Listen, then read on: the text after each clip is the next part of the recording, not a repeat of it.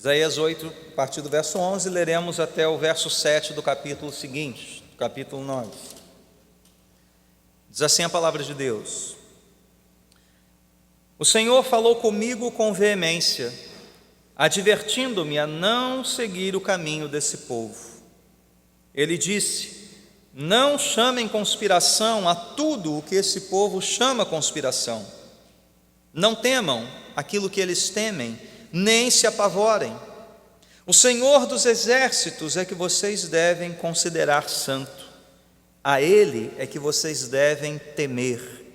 Dele é que vocês devem ter pavor. Para os dois reinos de Israel ele será um santuário, mas também uma pedra de tropeço, uma rocha que faz cair. E para os habitantes de Jerusalém ele será uma armadilha e um laço.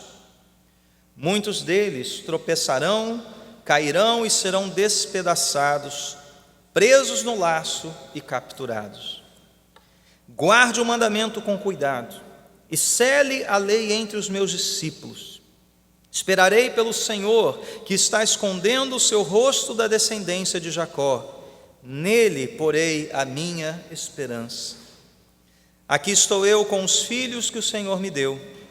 Em Israel somos sinais e símbolos da parte do Senhor dos exércitos, que habita no monte Sião. Quando disserem a vocês: procurem um médium ou alguém que consulte os espíritos e murmure encantamentos, pois todos recorrem a seus deuses e aos mortos em favor dos vivos, respondam: à lei e aos mandamentos.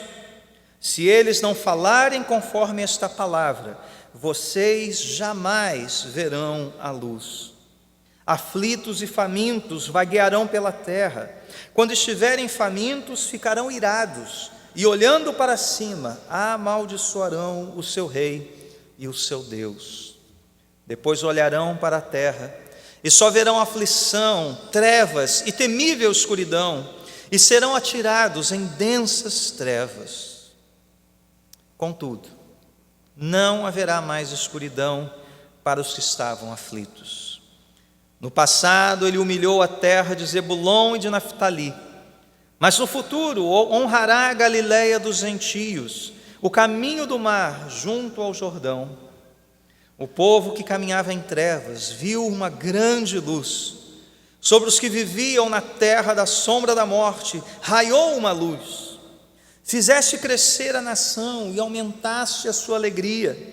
Eles se alegram diante de ti, como os que se regozijam na colheita, como os que exultam quando dividem os bens tomados na batalha. Pois tu destruíste o jugo que os oprimia, a canga que estava sobre os seus ombros e a vara de castigo do seu opressor, como no dia da derrota de Midian.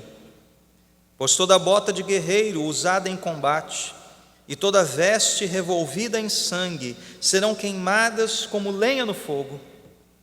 Porque um menino nos nasceu, um filho nos foi dado, e o governo está sobre os seus ombros. E ele será chamado Maravilhoso Conselheiro, Deus Poderoso, Pai Eterno, Príncipe da Paz. Ele estenderá o seu domínio e haverá paz sem fim sobre o trono de Davi e sobre o seu reino, estabelecido e mantido com justiça e retidão, desde agora e para sempre.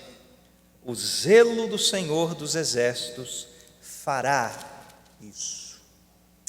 Oremos. Deus e Pai, o Senhor é um Deus temível, santo,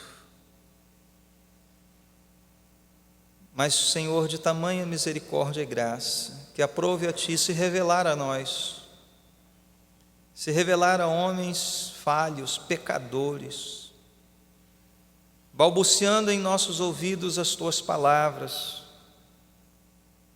para que os nossos olhos, Senhor, pudessem contemplar a luz, nossas mentes pudessem compreender, nossos corações pudessem crer, e nossos lábios então pudessem professar a fé verdadeira no Deus verdadeiro, único Senhor e único Salvador.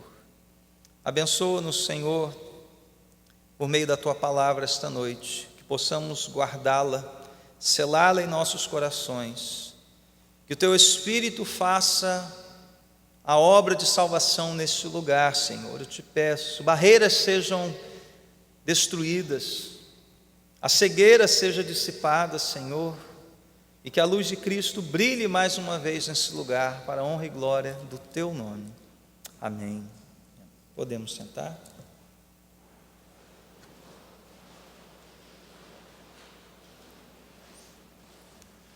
Irmãos, viver numa sociedade em que todos desconfiam de todos é muito ruim. Essa é a formação, inclusive, da sociedade brasileira. Todos desconfiam de todos. Você tem que provar que você está vivo, você tem que provar que você é uma pessoa de bem, você tem que provar que a assinatura é sua, você tem que provar que você é você. Eu chego a dizer, contrariamente ao dispositivo legal, que você tem que provar que é inocente, até que se prove que você é um culpado. É difícil viver assim, é difícil viver desconfiando de tudo e de todos.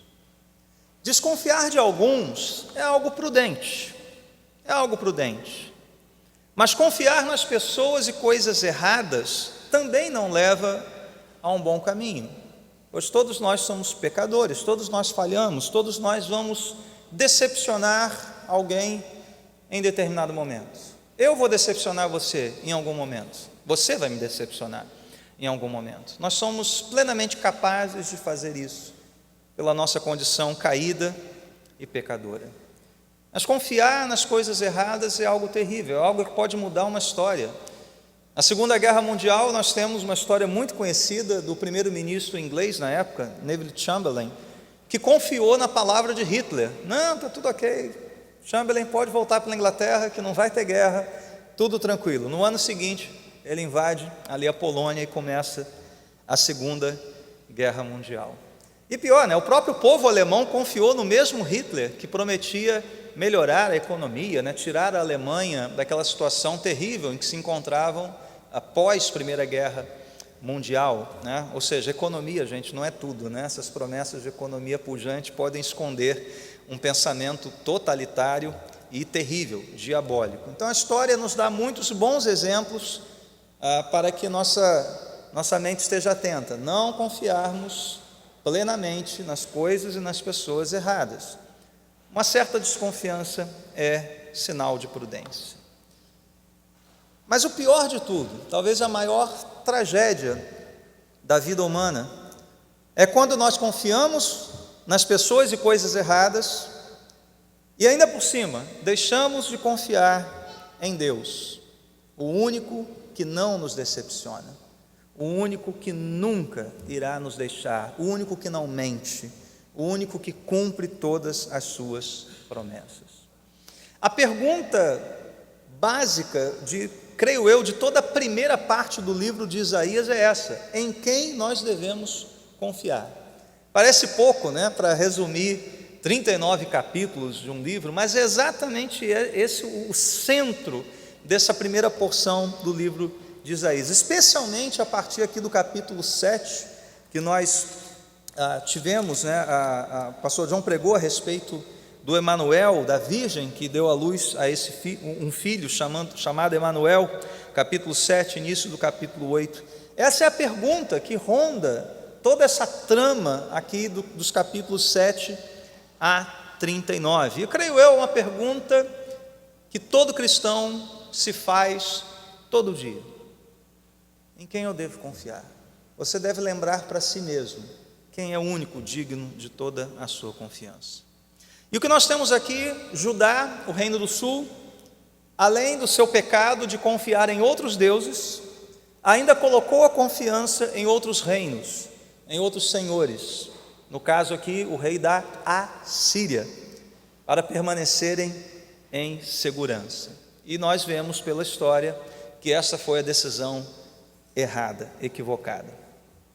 Recordando um pouquinho do contexto, que é um contexto, para quem não tem muita familiaridade com esse momento da história de Israel e Judá, talvez fique um pouquinho complicado, então eu vou recordar o contexto histórico dessa passagem, desse primeiro momento do livro de Isaías, coisa que o pastor João já fez na mensagem há 2 domingos atrás, mas é importante nós refrescarmos a memória aqui, né? Nós estamos no século VIII a.C., Acais é o rei de Judá, capital Jerusalém. Judá é o reino do sul, lembrando, né, que o reino de Israel foi dividido em 2 após a morte de Salomão. Então nós temos o reino do sul, Judá, nós temos o reino do norte, Israel, também chamado Efraim, em alguns momentos aqui.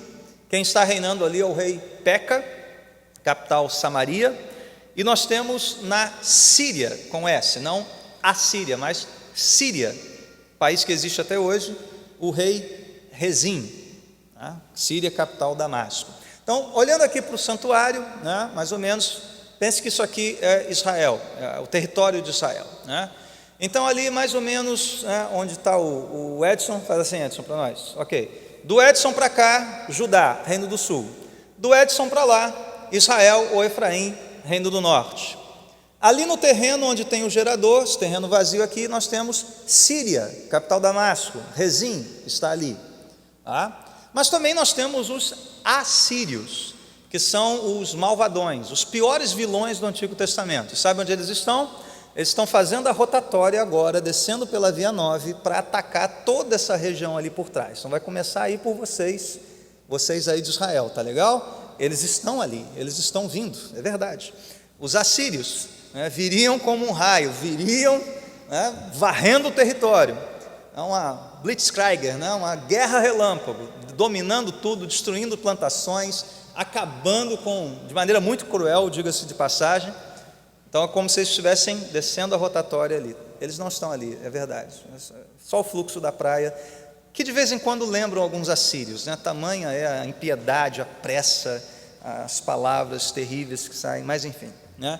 E lembra que o pastor João mencionou, né? Nós temos aqui Acais, que é o camundonguinho, nós temos Síria, ali no terreno, e Efraim, que são as 2 ratazanas, querendo chamar Acais para a briga, né? A brigar contra quem? Contra os assírios.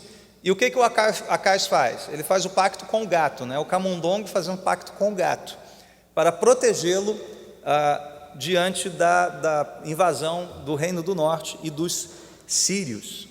Lá no livro de 2 Reis, capítulo 16, verso 7, o Acais diz assim para o rei da Assíria, os que estão descendo a rotatória ali: sou teu servo e teu vassalo, vem salvar-me das mãos do rei da Síria e do rei de Israel, que estão me atacando. Péssima decisão. Portanto, o clima em Judá, no reino do sul, é de incerteza, é de medo, pavor completo. Isaías quer que Acais peça um sinal a Deus. Lembra do capítulo 7? Peça um sinal, eu te dou, qualquer sinal que você quiser. E Acais, né, numa tolice sem igual, diz que não vai pedir sinal nenhum. Deus dá o sinal então para ele. A virgem ficaria grávida, daria à luz um filho, seria chamado Emanuel. Nós vimos o cumprimento naquele momento dessa profecia, no segundo filho de Isaías, mas também sabemos que essa profecia se cumpre plenamente numa virgem, verdadeiramente virgem, Maria, nunca tinha tido relações, e ali Deus, pelo poder do seu Espírito, faz ela engravidar. Meus irmãos, o que acontece na história? Nós temos o testemunho bíblico. Os assírios de fato chegam, e o gato, ele acaba com as ratazanas e tenta acabar com o camundonguinho. Pela misericórdia de Deus, já no reinado de Ezequias, Jerusalém é preservada milagrosamente.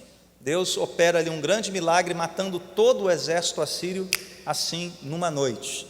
E quando o seu rei retorna à Mesopotâmia, né, ali a região dos assírios, ele também morre. Deus preserva então o reino do sul por mais um tantinho de tempo, até que outros vilões cheguem na história, no caso, os babilônios. Portanto, esse é um contexto um pouquinho mais amplo da história. E o que nós estamos lendo aqui nesses capítulos 7, 8 e 9? Isaías está aqui como um porta-voz de Deus, dizendo ao povo e ao rei: confiem no Senhor, não guiem suas ações pelas aparências. Esses reis parecem alguma coisa, esses reinos parecem poderosos, suas forças militares parecem indestrutíveis. Continuem crendo no Senhor.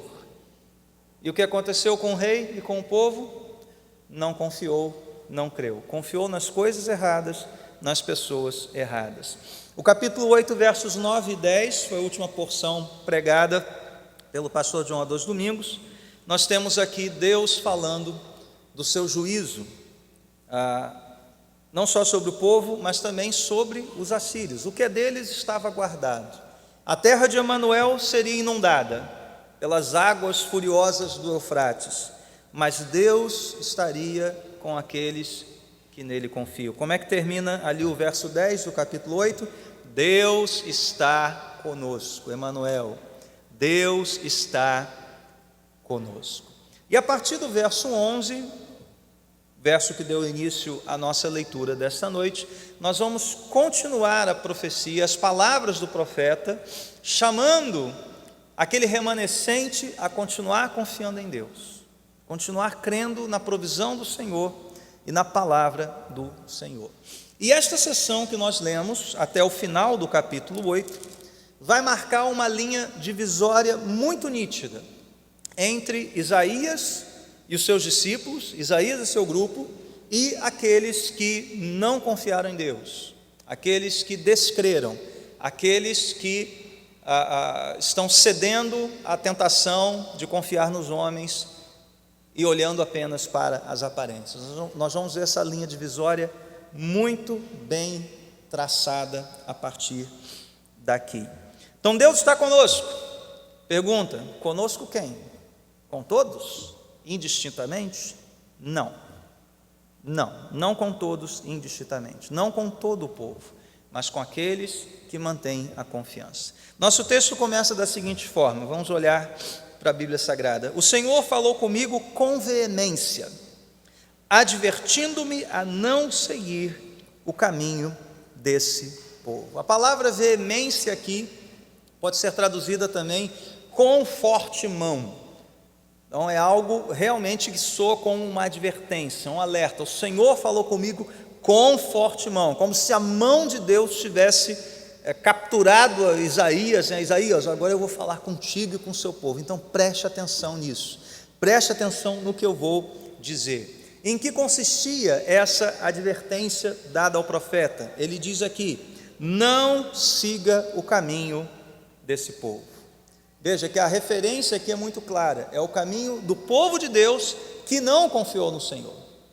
Isaías: não siga o caminho desse povo. O que nos leva a suspeitar, e isso vai se confirmar ao longo do texto, que Isaías e os seus discípulos, vamos dizer assim, Isaías e o seu grupo, era um grupo minoritário, era o grupo que estava nadando contra a correnteza. Era o grupo que estava sendo taxado ali de doido. Não, vocês são doidos, vocês não estão vendo o que está acontecendo, olha o que está às nossas portas. Provavelmente um grupo bem pequenininho. E Deus fala ao profeta: não siga o caminho da massa, não siga o caminho da turba, não vá com a multidão, não nade a favor da correnteza. Aliás, quem nada a favor da correnteza é peixe morto, né? Como Maurício um dia nos disse. Valeu, Maurício, obrigado pela ilustração, né? Quem vai com a correnteza é o peixe que está morto, é o peixe que está vivo, que vai se reproduzir. Ele nada contra a correnteza e vai lá, se esforça, né? Mas nadar contra a correnteza é difícil, é muito difícil. Então veja, Deus está dizendo claramente a Isaías para se afastarem do caminho largo da incredulidade, o caminho que leva apenas em conta o que se vê e não aquilo que está sendo ouvido de Deus. E mais uma vez, meus irmãos, nós estamos diante do dilema que pela primeira vez surgiu lá no Éden. O dilema é: você vai acreditar no que os seus olhos estão vendo, nas circunstâncias ao seu redor, ou na palavra de Deus? Foi assim com Eva. Você crê na palavra de Deus. Então Deus disse a ela: não coma do fruto. Mas o que diz lá em Gênesis? Ela viu, achou desejável. Pronto, acabou. E se colocou como árbitro então da palavra de Deus. Sempre foi esse o dilema: ouvir Deus e a sua palavra e viver por fé, ou ficar enxergando as circunstâncias e tremer, e temer, e fugir, e confiar nas coisas erradas, porque você está vivendo pelo que vê, e não por fé na palavra de Deus. É esse o dilema, sempre e sempre, sempre, é esse o dilema aqui, mais uma vez. Portanto, meus irmãos, essa é a vida de fé requerida de cada um de nós nessa noite. Não seguir o caminho das massas, não seguir o caminho daqueles que pautam a sua vida apenas pelo que estão vendo, e não pela fé na palavra de Deus. Como lemos no Salmo 146, na abertura desse culto, não devemos confiar em príncipes, meros mortais, mas apenas no Senhor. E não devemos temer os príncipes, porque são meros mortais também, mas devemos temer apenas o Senhor. E é exatamente o que Isaías vai nos dizer aqui na sessão a partir do verso 12. Então veja, meus irmãos, seja confiando no poder do homem para nos salvar, ou temendo o poder do homem para nos destruir, isso é vida por vista e não por fé. Se você teme os homens, ou se você crê cegamente nos homens, isso não é a vida de fé que a palavra de Deus nos chama a ter. Era assim que o povo, era assim que o rei estavam vivendo, temendo Peca, Rezim, confiando nos assírios. Então, já de início, eu te pergunto, em quem você está confiando, a quem você está temendo de fato? E a resposta para as duas perguntas deve ser Senhor. Confiar no Senhor, temer apenas o Senhor. Isaías então vai dar essa palavra por meio do Senhor. Não chamem conspiração a tudo que esse povo chama conspiração, não temam aquilo que eles temem, nem se apavorem. Essa foi uma das coisas que eu mais ouvi nos últimos anos, especialmente quando nós falávamos, aqui sobre marxismo cultural, sobre a tentativa de criar uma hegemonia, de tendências totalitárias, ideológicas no Brasil. O pessoal dizia o quê? Isso é teoria da conspiração. Aí quando eu li isso aqui, estou me sentindo igual Isaías, dizendo que o que nós estávamos falando e ensinando era teoria de conspiração, e os fatos mostram que não era conspiração alguma. Que conspiração é essa aqui? Que conspiração é essa? A aliança entre esses reinos, a aliança entre Peca e Rezim. Veja, o povo não deveria ignorar a existência dessa coalizão. Ela existia, estava ali. Mas o que o povo deveria fazer era se manter tranquilo, confiante, diante daquele pânico generalizado que tomava conta de todos. Então veja, não chame conspiração o que esse povo chama conspiração. Você sabe, isso é igual faísca em mato seco. Essa coisa corre, incendeia, os corações ficam atemorizados. Às vezes soltam uma notícia, uma coisa nas redes sociais. Ai meu Deus, olha isso aqui. Aí sai compartilhando pelo WhatsApp, pronto, está todo mundo em pânico. Quando você vai ver, olha, é falso. Olha, isso aqui nunca existiu. Olha, isso aqui não é verdade. Então o que Deus está falando, Isaías, tome cuidado, guarde seu coração. Não vá na onda de conspiração, não vá nessa onda de terror que está tomando conta de todos. E quantas vezes isso acontece conosco, não é verdade? A gente é tomado por essa ansiedade, a gente é precipitado ao lidar com situações quando devemos manter a calma, ponderar. Vamos tomar cuidado, vamos ver o que é isso de fato, vamos ponderar, vamos orar a respeito. E somos muito apressados, muito ansiosos. É o que estava acontecendo na época de Isaías. O que vemos em seguida, meus irmãos, é esta advertência de Deus: não temam aquilo que eles temem, nem se apavorem. Não temam Efraim, não temam os sírios, não temam os assírios. O Senhor dos exércitos é que vocês devem considerar e temer. E por quê? Porque só Ele é santo, só Ele é soberano, só Ele é Deus, portanto só Ele deve ser temido. E veja, é exatamente o temor do Senhor que daria a esse povo sabedoria, clareza de mente. Não é isso que diz Provérbios? Não é isso que já dizia Salomão? Palavras que já existiam na época que nós estamos. Temor do Senhor é o princípio da sabedoria. Então o que esse povo estava fazendo é tolice completa. Não confiar em Deus, não temer a Deus. Por isso não pensavam direito, temiam os homens, tomavam decisões equivocadas, seus corações se perturbavam. E aí você tem, né, uma bola de neve nisso tudo. E quantas vezes nós não fazemos as mesmas coisas? Deixamos de olhar para Deus, deixamos de temer a Deus.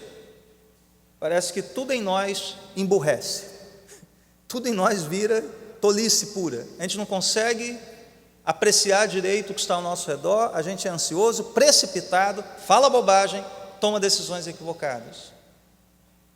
Esse é o desafio diário de todo crente, e era o desafio na época de Isaías, é o desafio em nossa época, manter os olhos naquele que é temível, naquele que é santo, naquele então que nos dá a vida segura, a vida sábia, a vida santa, a vida livre.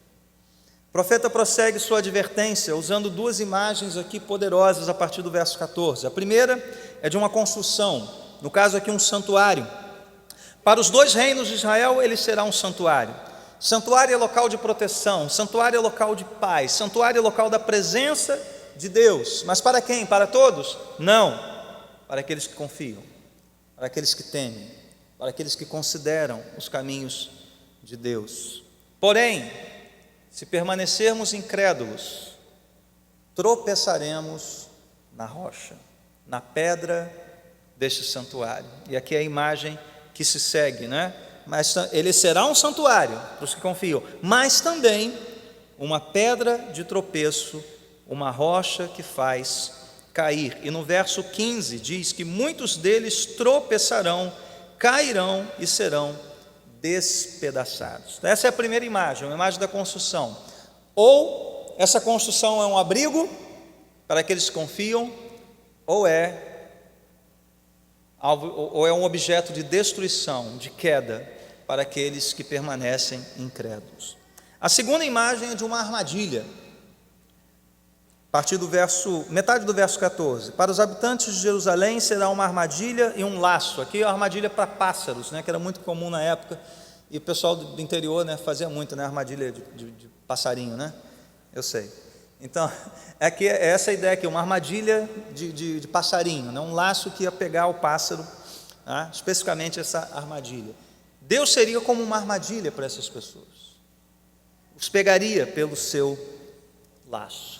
Então veja, essas duas imagens para causar impacto na mente e no coração do povo. E a lição aqui é muito simples, mas de extrema importância. Não há zona desmilitarizada nessa guerra. Ou estamos debaixo da proteção do Senhor dos Exércitos, ou estamos abrigados no santuário, ou estamos guardados por Ele, o Deus conosco, ou seremos esmagados, enlaçados, por confiar em quem não pode nos salvar. Não há ninguém que não pertença a um desses grupos. Não há uma zona desmilitarizada, não há um campo sem minas escondidas. Ou estamos debaixo da proteção de Deus, confiando nele plenamente, ou estamos atentos à voz dele, ou seremos esmagados, enlaçados nesta guerra. Meus irmãos, Deus nesta noite nos fala com veemência por meio de Isaías, para não andarmos como a maioria incrédula, para não deixarmos que os nossos corações sejam levados pelo temor de homens e enganados pela confiança em homens, qualquer um deles. Confie no Deus temível, confie no Deus que protege, confiem no Deus que santifica, e Deus nos guardará, e Deus estará de fato conosco. A mensagem do profeta prossegue, nos versos 16 e 17, e avançam nesse contraste. Lembra que eu disse, a linha divisória está sendo traçada aqui, o contraste entre a massa incrédula e o remanescente do profeta e os seus discípulos. Versos 16 e 17, não conspiração, mas revelação. Guarde o mandamento com cuidado e cele a lei entre os meus discípulos. A imagem aqui é de um testamento guardado e selado, um testamento do mundo antigo, né, que era atado, selado, tinha lá o carimbo, né, o selo, e guardado para o momento em que ele seria então aberto. Aqui nós temos um testamento. O testamento é esse, são as palavras do próprio Deus, são as promessas do próprio Deus. Então guarde isso, cele esse mandamento para os meus discípulos. Veja que Deus aqui é específico, né?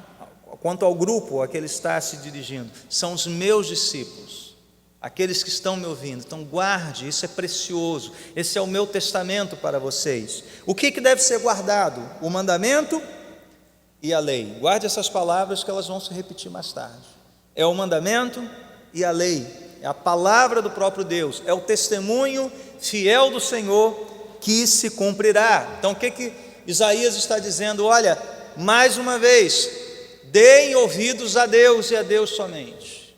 Ele tem uma palavra guardada, selada, essa palavra é fiel, ela é verdadeira, ela se cumprirá. Guarde, cele, se apegue, porque essa palavra é lei, essa palavra é mandamento.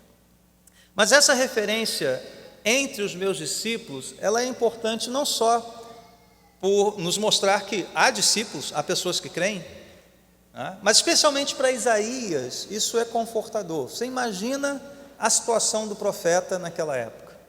Você imagina a situação de alguém que está falando e ninguém está ouvindo. Imagina a situação de alguém que quer chamar a atenção de um rei, e o rei não está nem aí.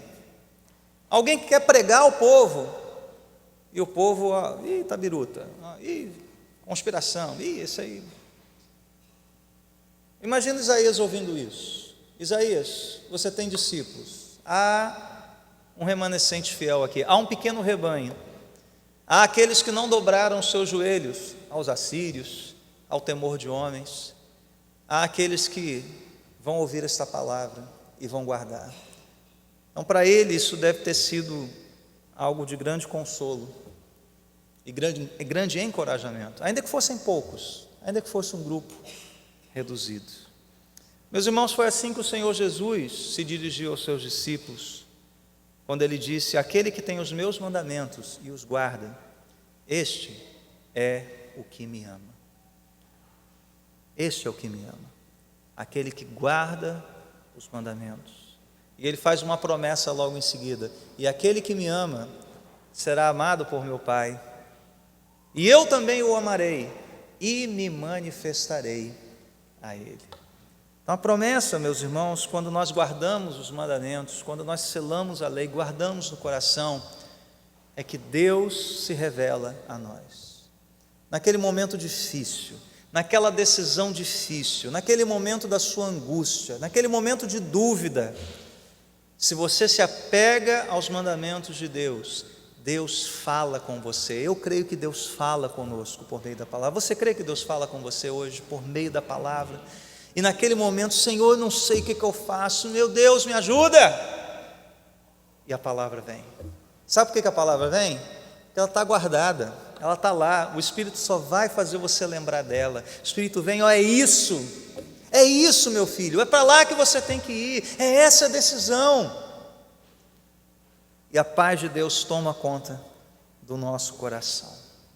Esse que guarda é amado, ama o Senhor e, portanto, é um amado do Senhor.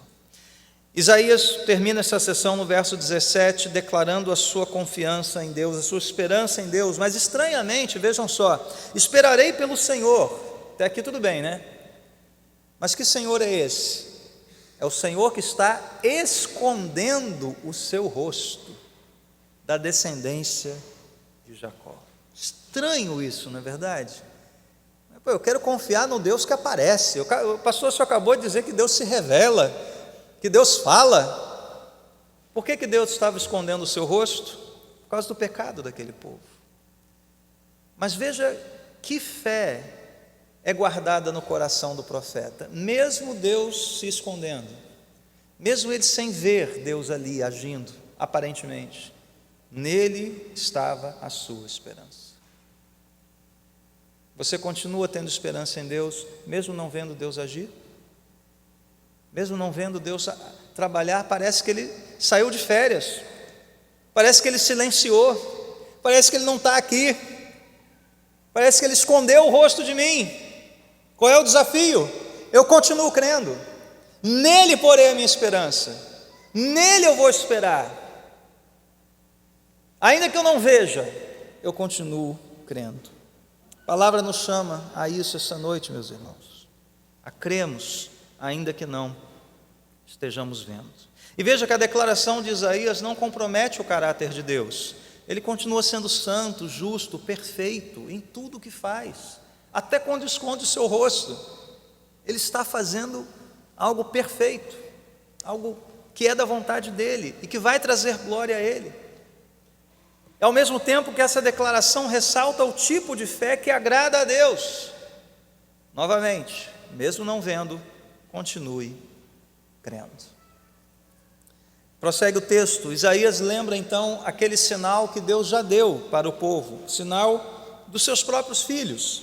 Aqui estou eu com os filhos que o Senhor me deu. Lembra que Isaías teve 2 filhos? Lembram? Aqueles nomes fáceis de guardar, né? Sear-Jazube, Maher-Shalal-Hashbaz. Bonito esse, né? Em poético, né? Sear-Jazube, um remanescente voltará. Maher-Shalal-Hashbaz, rapidamente aos despojos, agilmente até a pilhagem. O que esses sinais mostram? O que os nomes dos filhos de Isaías estavam mostrando de maneira clara? Toda vez que Isaías chamava a molecada, toda vez que o pai chamava os seus filhos, já era uma mensagem profética. O que Deus estava dizendo? Olha, o juízo virá, rapidamente aos despojos, rápido como os assírios, que desciam ferozes, destruíam tudo. Mas Sear-Jazube, um remanescente vai permanecer, um remanescente fiel vai ficar. Eu continuarei velando pela minha promessa e pelo meu povo. A partir do verso 19, nós temos mais uma vez o profeta chamando os seus discípulos para darem ouvidos apenas à palavra de Deus. Aqui vemos esse desafio, né? Quando disserem a vocês, procurem um médium, vai lá no centro espírita, vamos bater um tambor. Estou adaptando a linguagem aqui, né? Vai consultar o João de Deus. Não, esse está foragido, né?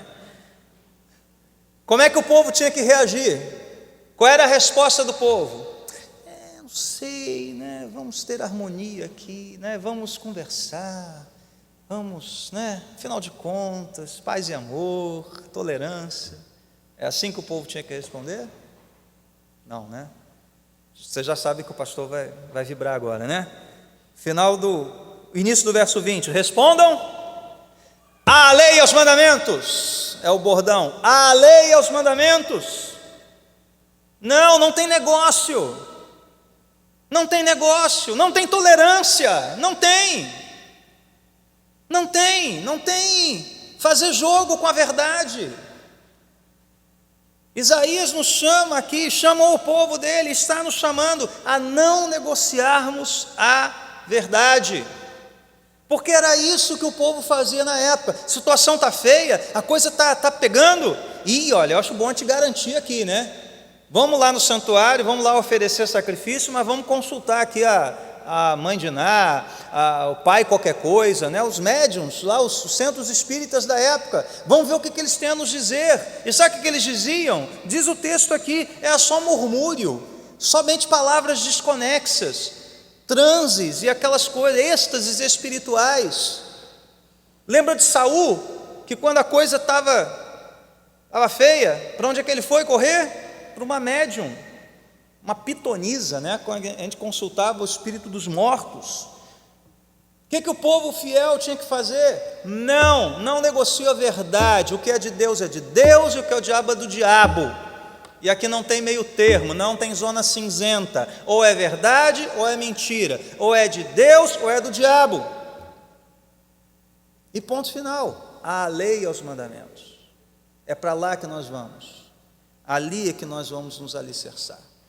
Então não não é para correr para qualquer lugar, não é para dar atenção a qualquer coisa, não é para negociar a verdade, ainda que as coisas estejam terríveis, a lei e os mandamentos, eu os guardarei, eu estarei firme neles. E veja, aquele povo estava lá, consultando os médiuns, consultando os centros da época, e o que Deus está falando aqui no finalzinho desse capítulo? Aflitos, aliás, finalzinho do verso 20, né? Jamais verão a luz. É a primeira referência à ausência de luz no texto, mas veja como a coisa vai ficar cada vez mais escura a partir daqui. Aflitos e famintos vaguearão pela terra, quando estiverem famintos ficarão irados, e olhando para cima, amaldiçoarão o seu rei e o seu Deus. Depois olharão para a terra, e só verão aflição, trevas e temível escuridão, e serão atirados em densas trevas. Perceberam aqui a quantidade de referências a trevas? Jamais verão a luz, trevas, temível escuridão, densas trevas. Isaías não podia ser mais claro quanto ao retrato espiritual daquele povo. Povo que não confiava em Deus, confiava nos homens, consultava os espíritos. Ao olhar para a terra, trevas. E pior, perceberam isso no texto? Ao olhar para os céus, amaldiçoavam a Deus. É uma cena muito próxima do que descreve João lá no Apocalipse, quando Deus está derramando a sua ira para que o povo se arrependesse. E o que nós vemos que quanto mais Deus julgava, mais os incrédulos amaldiçoavam a Deus, mesmo vendo que aquilo era um ato divino, mesmo vendo que Deus estava ali no seu juízo. Ao invés de se renderem, de se arrependerem, de reconhecerem seus pecados, abriam seus lábios para amaldiçoar a Deus. Meus irmãos, não pense que muitos vão crer em situações como essa. Muito pelo contrário, às vezes Deus faz coisas para revelar quão densas trevas há no coração humano. Às vezes nós vemos coisas da parte de Deus que nos deixam perplexos, mas que vão mostrar o quanto aquelas pessoas vão receber o justo julgamento. Deus está aumentando a sua ira sobre elas, porque está claro que é Ele quem está falando, está claro que é Ele quem está fazendo. E o que essas pessoas respondem a Deus? Respondem com maldição, respondem com rebeldia, respondem maldizendo o Senhor e não dobrando seus joelhos e se arrependendo. Meus irmãos, o quadro aqui em Isaías é dramático. E em situações dramáticas, tentações parecem aumentar e nos cercar de maneira mais intensa. O mundo ao nosso redor, tal qual aqueles médiuns espíritas da época, o mundo ao nosso redor parece querer murmurar nos nossos ouvidos: olha, tem um caminho mais fácil, olha, tem uma saída aqui, ó, tem um atalho, olha, não é bem assim. Em situações críticas, em situações extremas, as decisões têm que ser extremas, têm que ser radicais. E quando isso acontecer, a palavra de Deus nos diz: à lei e aos mandamentos. Vamos ficar firmes no Senhor, vamos ficar firmes na sua palavra, ou vamos dar ouvidos a falsas promessas de consolo, ou vamos dar ouvidos àqueles que querem nos desviar da fé. É isso que a palavra de Deus nos chama a fazer: crer e manter-se firme na lei do Senhor. Chegamos ao final aqui desse capítulo 8 em densas trevas, não é verdade? Alguém que leia a Bíblia pela primeira vez vai chegar nesse ponto e falar: meu Deus, vai ter esperança? É treva, treva, treva, não tem um flashzinho, não tem uma velinha acesa, alguém risca um fósforo aí, pelo amor de Deus. Deus não vai só riscar um fósforo, Deus vai ligar todas as luzes, seu holofote celestial no capítulo 9, e é para lá que nós vamos aqui. Meus irmãos, haveria esperança? Sim. Como é que começa o capítulo 9? Contudo. E toda vez que você vê uma dessas palavrinhas na Bíblia, contudo, mas, porém, todavia, grife, bota uma coisinha ao redor, bota umas setinhas, a minha assim está grifada, cheia de setinha nela. Esse é o momento da virada. Esse é o momento em que Deus vai reverter tudo aquilo que nós vimos até aqui. Isso é graça, isso é misericórdia, isso é pura graça. Então nós terminamos o capítulo 8, treva, escuridão, densas trevas, contudo, 9:1, não haverá mais escuridão para os que estavam aflitos. Opa, a luz foi ligada, começamos a ver a luz. Essas regiões aqui mencionadas ainda no verso 1, Zebulon, Naftali, foram as primeiras regiões a serem arrasadas pelos assírios. Então, o local que experimentou primeiro as trevas. Tribo de Zebulon, tribo de Naftali. Esse exército assírio estava descendo perigosamente para a região da Galileia, a Galileia dos gentios, sofrendo com o ataque assírio. Lembra que Deus preservou Jerusalém, mas as cidades ao redor sofreram com os ataques dos assírios. E que Deus promete para esse povo? Não mais escuridão, porém luz. Veja que o que o texto está nos dizendo é que aqueles locais que mais experimentaram trevas seriam os locais que também mais experimentariam a luz, a bênção, a graça de Deus. Eu lembro, e quase sempre a gente vai para essa ilustração, né? O Senhor dos Anéis de novo, eu sei que vocês já estão acostumados com isso, mas enfim. Quando Frodo destrói o anel, e aquele mundo começa a virar, né? Aqueles orques, aquelas hordas bárbaras, terríveis, horrorosas, né? Elas são dizimadas. Onde é que eles estão? Qual é o primeiro lugar que experimenta a luz de novo, a bênção do anel tendo sido destruído? É Mordor, é o local de Sauron, é o local das trevas, é o local onde os exércitos se reuniam. É isso que esse texto mostra para nós. A luz jorrou exatamente nos locais que experimentaram as mais densas trevas. E não era assim que eu e você andávamos também, em densas trevas? E Deus nos libertou, e Deus fez jorrar luz sobre nós, talvez naquele momento em que as trevas mais se adensaram na sua vida, quando você já não queria mais viver, quando você não via mais esperança alguma. Eu não sei quantos teriam esse testemunho para contar. Realmente, pastor, quando Deus me alcançou, eu estava na beira do precipício, eu estava por um fio, faltava isso para eu ir embora.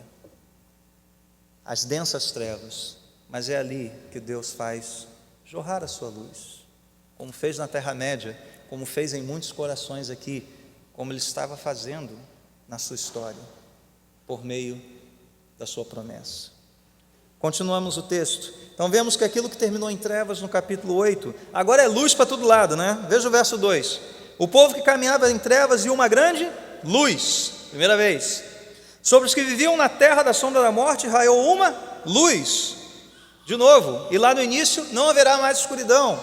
3 vezes a luz prometida, a luz vindo ao mundo. Deus está brilhando, Deus está no controle, Deus é soberano, Ele será glorificado. Ele é o Deus que julga, mas Ele é o Deus que salva também. E como se não bastasse essa luminosidade toda, o verso 3 nós temos menções à alegria.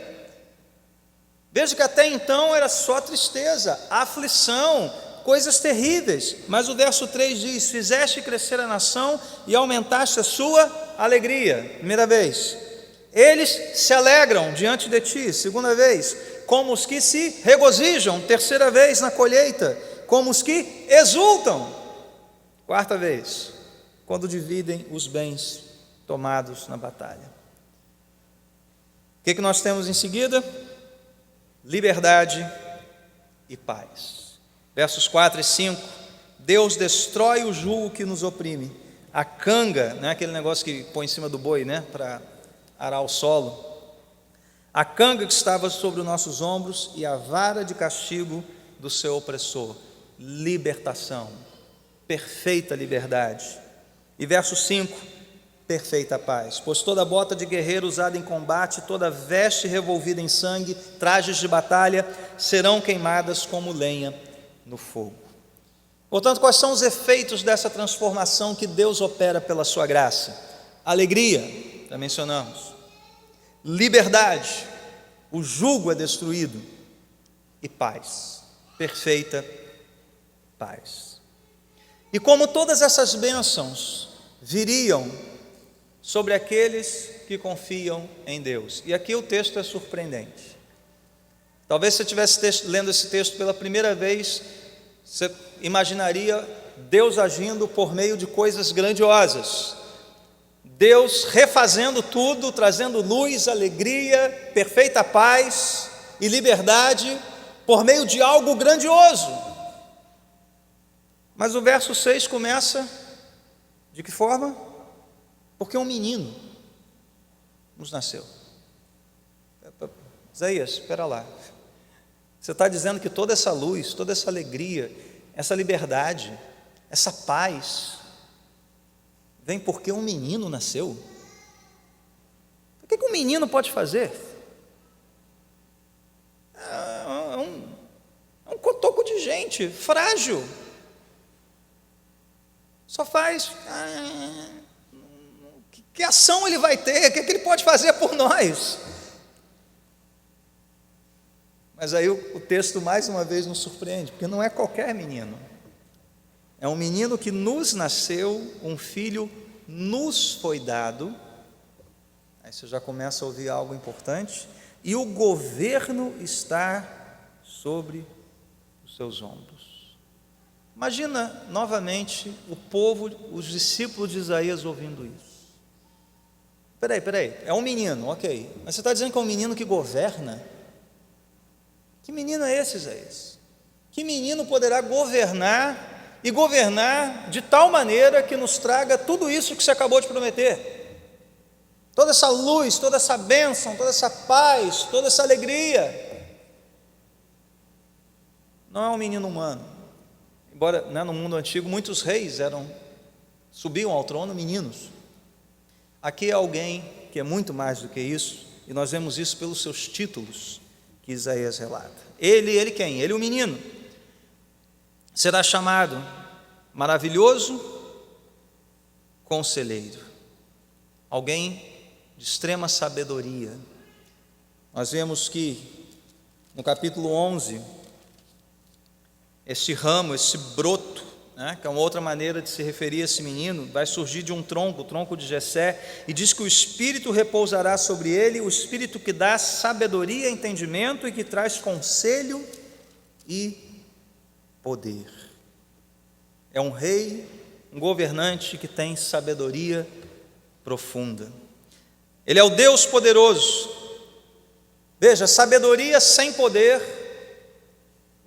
é frutífero, mas poder sem sabedoria é terrível. Este menino teria as duas coisas, tanto a sabedoria do maravilhoso conselheiro, quanto todo o poder de Deus. Deus poderoso. E seu poder seria capaz, então, de trazer luz, alegria, paz e libertação. Mas também Ele é o Pai eterno. O que significa essa expressão? Esse é um rei que cuidará do seu povo como um pai cuida dos seus filhos. E essa paternidade é algo de eternidade a eternidade. Nunca, nunca, nunca Ele deixará de cuidar daqueles que são dele, que lhe pertencem como filhos. E por fim, Ele é o príncipe da paz. Voltamos ao tema do versículo 5, esta paz que excede todo o entendimento. Não se trata apenas do fim de conflitos, não se trata apenas da bota de guerreiro ou da veste do guerreiro que é lançada ao fogo porque não vai ter mais guerra, mas de um pacto de paz com Deus, entre Deus e o povo. O O que Deus está nos lembrando aqui por meio dessas palavras, meus irmãos? Que Ele mostraria toda a sua sabedoria, envergonhando a sabedoria humana. Aqueles que pensam que só os poderosos, os grandes, poderiam operar grandes coisas nesse mundo. O seu poder, o poder de Deus manifestado por meio desse menino, humilharia os poderes deste mundo, totalmente. A sua aparente fraqueza destruiria os que se julgam fortes. E Deus escolheu fazer isso tudo por meio de um menino, um frágil menino. A partir do verso 7 nós temos o final desta profecia, que nos coloca aqui no fluxo histórico das promessas de Deus. Deus havia prometido a Davi um trono eterno, uma descendência perpétua. Anos mais tarde, anos depois de Isaías, muito tempo depois, o profeta Daniel diria: a ele foram dados autoridade, glória e reino, todos os povos, nações e homens de todas as línguas o adoraram. Seu domínio é um domínio eterno que não acabará, seu reino jamais será destruído. E aqui nós temos uma profecia que liga essas duas falas, tanto a promessa de Deus a Davi, quanto a profecia de Daniel. Este rei teria um domínio eterno, seria um descendente de Davi, e seu reino seria estabelecido e mantido com justiça e retidão. Salmo 97, 2 diz que retidão e justiça são a base do seu trono. E a pergunta é: como Isaías e seus discípulos poderiam ter certeza de que Deus operaria todas essas coisas por meio desse menino? Como eu disse, era difícil acreditar em tudo isso do jeito que a coisa estava. Ainda vem um menino? Como, Isaías? Me diga, como é que eu posso confiar? Como é que eu posso continuar crendo?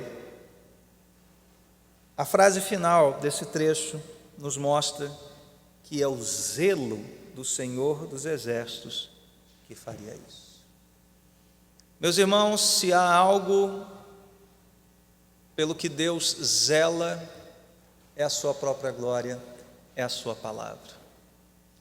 Para usar uma expressão aí de John Piper, né? Deus tem uma paixão pela sua própria glória. E é assim que deve ser. Aliás, Deus é o único ser que pode fazer isso, tá, gente? Você não pode ser apaixonado pela sua própria glória. Só Deus pode fazer isso. E é o zelo dele, essa paixão pela sua própria glória, que faz com que nós tenhamos a certeza de que o que ele prometeu, ele cumprirá, como de fato cumpriu. Quando nós abrimos lá o Evangelho de Lucas, o texto de hoje de manhã, pregado pelo pastor John, nós vemos um menino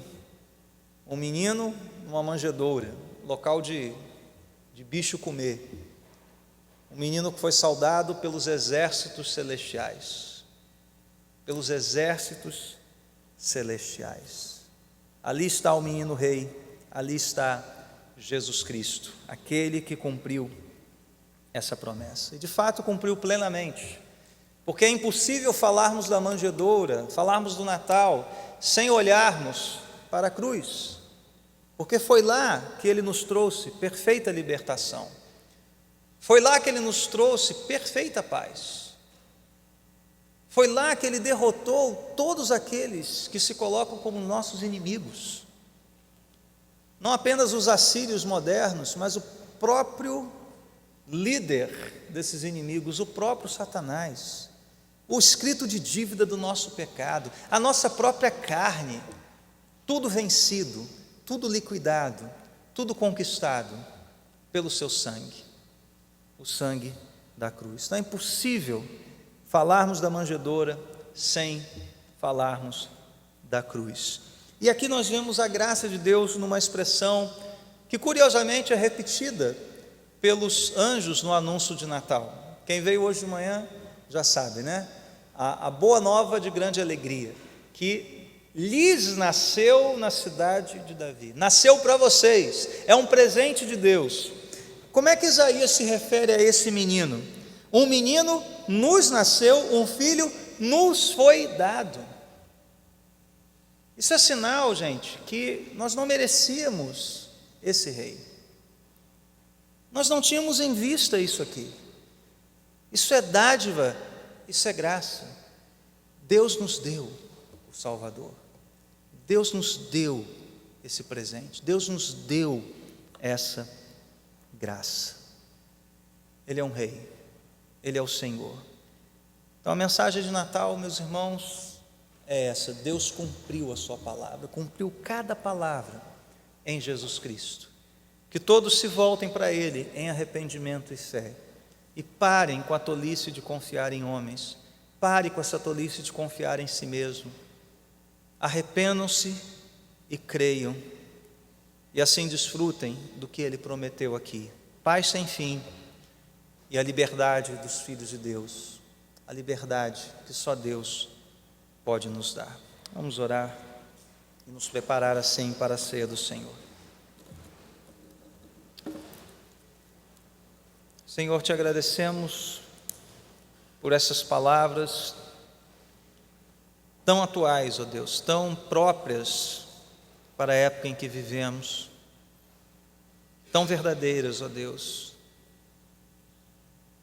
O desafio que temos hoje é o desafio de Isaías e de seus discípulos: continuar crendo e perseverando em meio às trevas deste mundo. Dá-nos um coração, Senhor, com esta fé. Dá-nos, Senhor, condições de contemplarmos a Ti. E, ó Deus, e mesmo que isso seja custoso, que nós mantenhamos esta firme decisão de permanecermos nos Teus mandamentos até o fim. Ó Deus, aqueles que ainda não contemplaram esta luz da qual nos falou o texto, aqueles que ainda não experimentaram esta liberdade e esta paz, que hoje possam render as suas vidas ao menino rei, ao maravilhoso conselheiro, ao Deus poderoso, Pai eterno, príncipe da paz, o Senhor Jesus. Só Ele é Senhor, só Ele é Salvador. Que a luz brilhe nesses corações, Senhor, como um dia brilharam nos nossos corações. Como um dia nós fomos alcançados, Senhor, quando vivíamos em densas trevas. Alcança também, Senhor, aqueles que talvez hoje aqui entre nós ainda estejam caminhando em trevas, confiando em homens, dispostos a ouvir vozes, murmúrios que só nos conduzirão a mais trevas, a caminhos de morte, mas que hoje ouçam a verdadeira palavra e guardem em seus corações esta palavra e sejam salvos por Ti, ó Deus, pela Tua graça. Ó Senhor, faze com que perseveremos, olhando para o autor e consumador da fé, aquele menino que cresceu, viveu uma vida plena de obediência e foi obediente, servo, humilde, até a morte e morte de cruz. Nele depositamos a nossa esperança, nele nós confiamos e continuaremos confiando hoje e até o dia que Ele voltar, cheio de poder, cheio de glória, para consumar a história. Louvado seja o Teu nome, Senhor.